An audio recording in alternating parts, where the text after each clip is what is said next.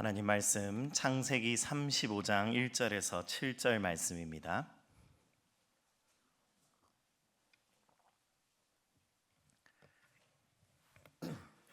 창세기 35장 1절에서 7절 말씀을 우리 한 목소리로 읽겠습니다.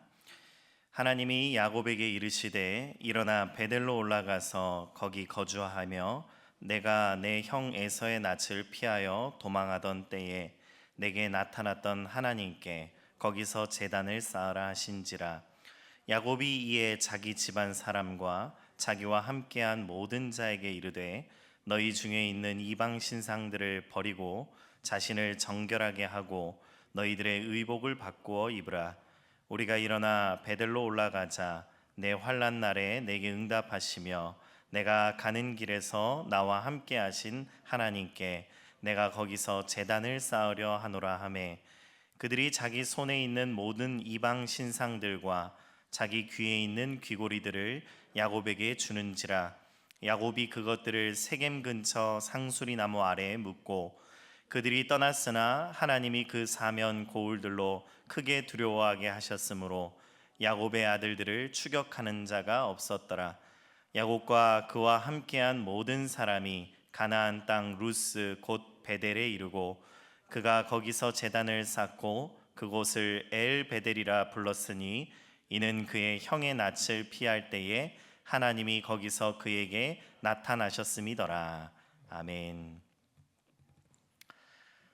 여러분, 우리가 계속 우리 창세기 말씀을 묵상하고 있는데요, 야곱의 인생을 우리가 살펴보고 있습니다. 야곱의 인생은 그야말로 파란만장한 인생입니다. 너무나 험난한 세월이었습니다. 그러나 그 험난한 세월 가운데에도 모든 과정 가운데에서 하나님께서 그를 붙들어 주셨고 그를 도와주셨고 그를 건져 주셨습니다. 그래서 마침내 가나안 땅으로 그가 돌아올 수 있도록 하나님께서 인도하셨습니다. 가나안 땅에 도착한 이 야곱은 세겜이라는 곳에 정착해서 비교적 안정되고 또 풍요로운 삶을 살아갔습니다. 겉으로 보기에 이제 자리를 잡은 것처럼 보였습니다. 그러나 여러분, 문제는 사라진 것이 아니라 안에서 곪고 있었다라는 것을 보게 됩니다. 우리 몸에 온몸에 염증이 가득하다면 그 염증이 온몸을 돌다가 가장 연약한 부분으로, 가장 약한 곳으로 터지지 않습니까? 마찬가지로 야곱의 가정에 균열이 드러나기 시작합니다. 우리가 35장 말씀을 읽었는데 34장 말씀에 보면 그의 딸 디나가 성폭행을 당하고, 그런데 그 가운데 야곱은 아무런 대응도 하지 못합니다. 아들들은 분노에 사로잡혀서 무자비한 복수를 저지르는데 이 과정에서도 야곱은 아무것도 하지 못합니다. 이 야곱의 영적인 리더십이 완전히 무너졌다라는 것을 보여줍니다. 아들들은 아버지의 권위에 반기를 들었습니다. 오늘 말씀 이후에 등장하는 르우벤의 사건, 그러니까 첫째 아들 르우벤이 야곱의 첩 비라와 동침한 사건은 이 야곱의 가정의 질서와 권위가 완전히 붕괴되었음을 보여줍니다. 여러분, 계속해서 야곱은 침묵합니다. 그의 방관하고 방임적인 태도를 보여준다라고 살펴볼 수 있겠습니다. 그런데 이 야곱의 침묵하는 모습을 계속해서 보다 보니 어쩌면 야곱이 무엇을 어떻게 해야 할지 아무것도 모르는 상태가 아닐까, 이런 짐작을 하게 됩니다. 야곱은 지금 무엇을 어떻게 해야 될지 아무것도 모르고 자포자기한 심정으로 그곳에 서 있는지도 모르겠습니다. 여러분, 우리가 알다시피 야곱은 매우 이기적인 사람이었습니다. 또 야곱은 굉장히 자기 연민이 강한 사람이었습니다. 그래서 야곱은 그동안 자기 인생 하나를 붙들고 부둥켜 안고 자기 인생을 그렇게 씨름하며 살아왔던 사람입니다. 자기 인생 겨우 붙들고 살아온 사람인데 시간이 지나놓고 돌아보니 자녀들은 이미 너무 많이 자라 있고 그들을 이끌 힘이 야곱에게 없었겠구나라고 생각해 볼 수 있습니다. 그런데 여러분, 이 모습이 낯설지 않습니다. 우리의 모습과 너무 닮아 있습니다. 제가 이런 말씀 드리는 게 참 민망하지만 더 어릴 때는 30이 되면 제 인생을 제가 거머쥘 수 있을 것 같다라는 생각을 했던 것 같습니다. 그리고 좀 더 세월이 지나서는 40이 되면 그래도 내 인생의 주도권을 가지고 살아갈 수 있지 않을까, 이런 생각을 해보았습니다. 그런데 현실은 무엇입니까? 여전히 헤맵니다. 어제도 헤매고 오늘도 헤매고 여전히 헤매고 있는 제 자신을 보게 됩니다. 내 인생 씨름이 여전하다라는 것입니다. 내 인생에 해결되지 못한 문제들을 계속 부둥켜 안고 있었는데 그 씨름이 여전하다라는 것입니다. 오히려 20대 때보다 30대 때에, 30대 때보다 40이 되었을 때에 그 씨름이 더 깊어지는 것을 경험합니다. 그런데 돌아보니 자녀들은 부쩍 커 있습니다. 이제 뭘 좀 해보려고 하니까 쉽지가 않습니다. 여러분, 가정이라는 곳은 가장 은밀한 자리입니다. 그래서 우리에게 가장 소중하면서도 또 가장 연약한 자리이기도 합니다. 우리 안에 있는 많은 문제들, 삶의 숙제들, 우리가 씨름하는 모든 문제들이 가장 얇은 막과 같은 가정의 자리에서 터지는 것은 어쩌면 너무나 자연스러운 것일지도 모릅니다. 여러분, 이렇게 무너진 상황에서, 그래서 아무 말도 아무 대책도 내놓을 수 없는 이 막막하고 답답한 상황 속에서 하나님께서 주신 해법은 너무나 단순합니다. 1절 말씀을 우리에게 주신 하나님의 말씀으로 받으며 새번역 성경으로 한번 같이 읽어보겠습니다. 하나님이 야곱에게 말씀하셨다. 어서 베델로 올라가 거기에서 살아라. 네가 너의 형 에서 앞에서 피해 도망칠 때에 너에게 나타난 그 하나님께 제단을 쌓아서 바쳐라. 여러분, 오늘 말씀을 묵상하며 가장 먼저 눈에 띄는 것은 네가 베델로 올라가서 거기서 살아라 라는 말씀보다 그에 앞서 하나님이 야곱에게 말씀하셨다라는 것입니다. 하나님께서 먼저 찾아오셔서 말씀해 주셨습니다. 하나님께서 야곱을 포기하지 않으셨습니다. 야곱을 포기하지 않으신 그 하나님께서 저와 여러분도 포기하지 않으시는 줄 믿으시기 바랍니다. 야곱이 무너졌을 때, 그래서 아무것도 할 수 없고 아무 말도 할 수 없는 그 때에 하나님께서 먼저 찾아오셔서 말씀해 주셨습니다. 이것이 회복의 출발점이고 이것이 베델로 올라가 그곳에 사는 길임을 믿으시기 바랍니다. 우리가 하나님을 찾기 전에 하나님께서 먼저 우리를 부르신다는 사실을 기억하는 것입니다. 여러분, 베델로 돌아간다는 것은 어떤 장소로 이동하는 것을 의미하는 것이 아닙니다. 또 베델로 돌아간다는 것은 우리가 자칫 오해하기 쉬운 것처럼 옛날 추억에 사로잡히는 것도 아닙니다. 베델로 돌아간다는 것은 하나님의 신실하심을 우리가 눈을 뜨고 다시 바라보는 것입니다. 하나님은 한 번도 우리를 떠나신 적이 없습니다. 하나님께서 베델에서만 야곱을 만나 주신 것이 아니라 그때부터 계속하여 끊임없이 여전히 야곱을 만나주고 계셨습니다. 그런데 문제는 우리가 그 하나님을 잊고 살았다는 것입니다. 여러분, 오늘 본문 말씀은 베델로 올라가 거기에서 사는 것이 무엇인지 조금 더 구체적으로 말해주고 있습니다. 먼저 1절과 3절, 7절 말씀을 보면 그 하나님께 제단을 쌓아서 바쳐라 이렇게 말씀합니다. 베델로 올라가 네가 할 일이 무엇이냐면 그 하나님께 제단을 쌓아서 바쳐라. 그리고 야곱이 3절 말씀을 보면 무엇을 한다고 합니까? 그 하나님께 제단을 쌓아서 바치고자 한다라고 말하고 있습니다. 그리고 7절 말씀에 보니 야곱이 거기에 이르렀을 때에 제단을 쌓은 뒤에 라고 반복해서 이야기하고 있습니다. 하나님께서는 야곱에게 베델에 가서 제단을 쌓으라고 말씀하셨고 야곱은 그곳에 가서 하나님께 제단을 쌓았습니다. 예배입니다. 여러분, 무너진 삶을, 그 문제를 해결해야 회복되는 것이 아니라 예배가 회복될 때 우리의 삶이 다시 질서를 회복하게 됨을 믿으시기 바랍니다. 여러분, 우리는 문제의 한복판에서 늘 그 문제를 먼저 해결하고 하나님께 예배 드리러 가겠다라고 생각합니다. 그러나 하나님께서는 문제의 한복판에서 먼저 예배를 요청하십니다. 순서의 전환이 필요하다라고 말씀하십니다. 우리는 늘 문제를 해결하고 하나님께 나아가려고 하는 그때에 하나님께서는 네가 나에게 나올 때에, 네가 예배 드릴 때에 비로소 문제가 제자리를 찾는다라고 말씀하십니다. 사랑하는 성도 여러분, 무너진 자리에서 우리가 해야 할 가장 본질적인 일, 가장 우선되는 일은 하나입니다. 다시 제단을 쌓는 것, 다시 하나님 앞에 서는 것입니다. 그때 비로소 우리의 삶이 하나님께서 다스리시는 질서 있는 삶으로 회복될 줄 믿으시기 바랍니다.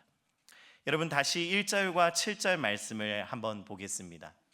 1절 말씀을 먼저 한번 읽겠습니다. 하나님이 야곱에게 말씀하셨다. 어서 베델로 올라가 거기에서 살아라. 네가 너의 형 에서 앞에서 피해 도망칠 때에 너에게 나타난 그 하나님께 제단을 쌓아서 바쳐라. 여러분, 7절 말씀도 같이 한번 읽겠습니다. 야곱이 거기에서 제단을 쌓은 뒤에 그가 형을 피해서 떠날 때에 베델에서 하나님이 나타나신 것을 생각하고 그곳 이름을 엘베델이라고 하였다. 제단을 쌓아야 된다라고 말씀드렸습니다. 그런데 그 제단을 쌓는 것, 예배 드리는 것이 그냥 형식적인 예배에 머무는 것이 아님을 우리는 보게 됩니다. 1절과 7절 말씀에 반복적으로 하나님이 나타나신 곳이 베델이다라고 말씀합니다. 너에게 나타난 하나님, 이 베델의 핵심은 장소가 아니라 하나님의 나타나심, 곧 하나님의 임재입니다. 여러분, 베델로 돌아간다는 것은, 그곳에서 제단을 쌓는다는 것은 예배의 형식에 머무는 것이 아닙니다. 하나님의 나타나심을 경험하는 것, 하나님의 임재를 경험하는 것입니다. 형식만 남고 임재가 사라질 때에 우리의 예배는 껍데기에 불과함을 항상 기억하시기 바랍니다. 사랑하는 성도 여러분, 하나님의 나타나심을 경험하고 계십니까? 아니면 형식적인 예배에 머물고 있습니까? 우리의 예배 가운데에 실제로 하나님을 만나고 있느냐라는 것입니다. 하나님께서 나에게 예배 시간에 말씀하시고, 하나님께서 내게 다가오시고, 하나님께서 찾아오셔서 나의 깊은 곳으로 침투하셔서 나의 중심을 흔드시는 그 임재의 경험을 예배를 통해 하고 있느냐라는 것입니다. 3절 말씀을 한번 보십시오. 이제 우리는 이곳을 떠나서 베델로 올라간다. 거기에서 나는 내가 고생할 때에 나의 간구를 들어주시고 내가 가는 길 어디에서나 나와 함께 다니면서 보살펴 주신 그 하나님께 제단을 쌓아서 바치고자 한다. 여러분, 야곱이 하나님의 나타나심을 조금 더 구체적으로 묘사하고 있습니다. 첫 번째는 내가 고생할 때에 나의 간구를 들어주신 분입니다. 하나님께서 우리에게 어떻게 나타나시느냐? 내가 고생할 때에 나의 간구를 들어주시는 분입니다. 사랑하는 여러분, 하나님의 나타나심은 우리의 부르짖음과 하나님의 응답 사이에서 드러남을 항상 기억하시기 바랍니다. 여러분, 고난 가운데 있을 때에 부르짖으십시오. 고난 가운데 있을 때 우리가 부르짖을 때 하나님께서는 반드시 응답해 주십니다. 우리의 부르짖음과 하나님의 응답하심이 만날 때에 그 경험이 쌓이고 쌓여 하나님의 나타나심으로 우리에게 경험되는 것입니다. 두 번째는 무엇입니까? 내가 가는 길 어디에서나 나와 함께 다니면서 보살펴 주신 분입니다. 내가 가는 길 어디에서나, 그 길이 광야일지라도 두려운 밤일지라도 낯선 타향일지라도 하나님은 항상 야곱과 함께 걸어오셨습니다. 그리고 그 하나님께서 저와 여러분이 어디를 가든지 언제 어디서나 동행하고 계심을 믿으시기 바랍니다. 그러므로 신앙이라는 것은 멀리 계신 하나님을 우리가 찾는 것이 아닙니다. 신앙이라는 것은 이미 우리와 항상 함께 걸어오신 하나님을 발견하는 일임을 기억하시기 바랍니다. 7절 말씀을 같이 한번 읽어보겠습니다. 야곱이 거기에서 제단을 쌓은 뒤에 그가 형을 피해서 떠날 때에 베델에서 하나님이 나타나신 것을 생각하고 그곳 이름을 엘 베델이라 하였다. 여러분, 엘 베델, 다시 말해서 베델의 하나님이라는 뜻입니다. 베델의 하나님. 그런데 여러분, 베델의 뜻이 무엇입니까? 베델은 하나님의 집이라는 뜻입니다. 그러니까 지금 엘 베델의 뜻은 무엇이냐면 하나님의 집의 하나님이라는 뜻입니다. 하나님의 집의 하나님. 여러분, 하나님의 집에 하나님이 없으면 어떻게 됩니까? 우리가 하나님의 집에 왔는데 하나님 안 계신 하나님의 집에 자꾸 드나들려면 어떻게 되겠습니까?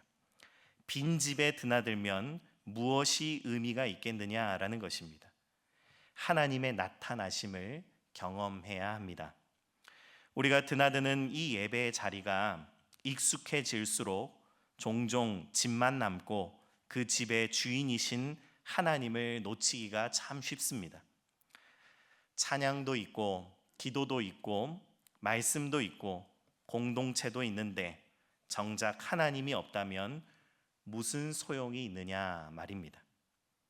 결국 예배의 핵심은 하나입니다. 하나님이 계시는가? 우리는 하나님을 만나고 있는가? 이 질문 앞에서 우리의 예배가 다시 회복되기를 간절히 소망합니다. 여러분, 하나님의 나타나심, 하나님의 임재를 경험하는 예배를 우리가 드려야 하는데 하나님의 나타나심을 경험하는 예배란 무엇입니까? 우리가 오늘 읽진 않았지만 이 35장 14절과 15절 말씀은 베델에 대해서 한 가지 더 우리에게 귀한 교훈을 안겨주고 있습니다.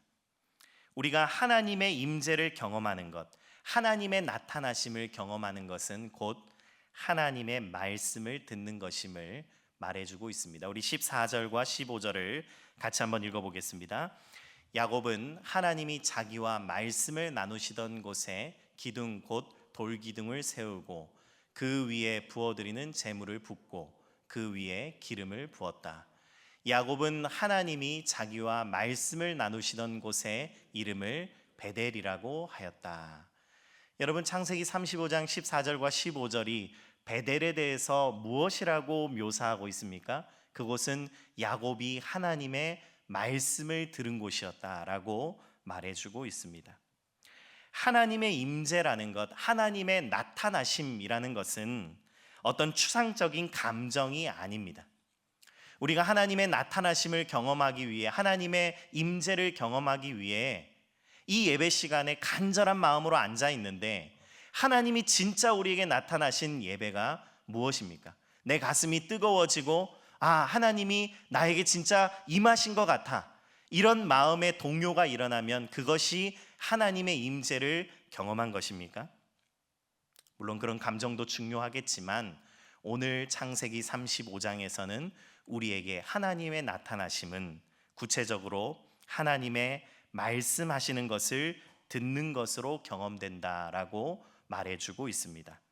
요한복음 8장 47절 말씀입니다. 함께 읽겠습니다. 하나님에게서 난 사람은 하나님의 말씀을 듣는다. 그러므로 너희가 듣지 않는 것은 너희가 하나님에게서 나지 않았기 때문이다. 사랑하는 성도 여러분, 우리가 예배의 시간에 또 우리가 개인적인 경건의 시간을 통하여 성경 말씀을 읽을 때에 또 골방에 엎드려 하나님께 간절하게 기도할 때에 무엇에 집중해야 합니까? 그것은 바로 하나님께서 나에게 말씀하시는 것을 들어야 한다라는 것입니다. 사랑하는 성도 여러분, 야곱에게 말씀하셨던 그 하나님께서는 수천 년이 지나서 지금 저와 여러분들에게도 분명하게 말씀하시는 분이심을 기억하시기 바랍니다. 하나님께서 말씀하실 때에 그 말씀을 들을 수 있어야 합니다. 제가 이 말씀 본문을 지난주 수요일 오전에 정하고 정말 예배에 간절한 마음으로 나아가야겠다라고 생각하며 이 자리에 앉아 있었습니다. 그런데 그때 설교 말씀이 참 좋아서 그랬는지 아니면 제 마음밭이 좋아서 그랬는지 이 말씀을 통하여 들려지는 한 구절 한 구절이 다 저에게 하는 말씀 같은 겁니다. 여러분, 살아있는 말씀은 다른 사람에게 들려지는 말씀이 아니라 나에게 들려지는 말씀임을 믿으시기 바랍니다. 그 말씀이 내 안으로 깊이 사무쳐 들어올 때에 그 말씀이 내 심령을 변화시키고 나의 생각을 변화시키고 나의 삶을 변화시키는 능력으로 드러나는 것, 그것이 바로 하나님의 말씀을 듣는 것임을 기억하시기 바랍니다. 그래서 하나님의 말씀을 들을 때에 그 말씀대로 순종해 봐야겠구나, 이렇게 하나님의 말씀을 들을 수 있는 저와 모든 성도님들 되기를 간절히 축복합니다.